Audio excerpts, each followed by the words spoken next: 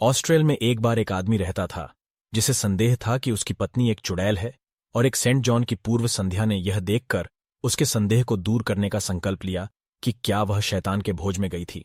इसलिए रात में उसने उसकी हरकतों पर नजर रखी और उसे दराज से मरहम की एक छोटी सी शीशी निकालते हुए देखा, जिसे उसने एक छिलके पर रगड़ा, फिर खुद को छिलके पर बिठाते हुए कहा, अब शैतान के नाम पर, और तुरंत पूरी गति से चिमनी के माध्यम से उड़ गई।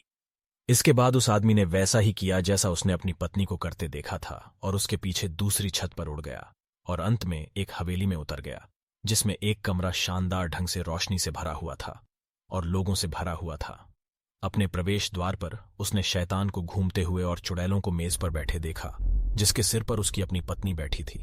तब शैतान उसके पास आया और उसका व्यवसाय पूछा, जिस पर उसने उत्तर दिया कि वह अपनी पत्नी का पीछा कर रहा है। ओल्ड एरिक ने फिर उसे एक किताब सौंपी कि वह उसमें अपना नाम लिखे, जो उसने किया, लेकिन भगवान के नाम पर शब्द जोड़ दिए। जब राक्षस ने देखा कि उसने क्या लिखा है तो उसने जोर से चिल्लाकर कहा और पूरी हवेली ढह गई।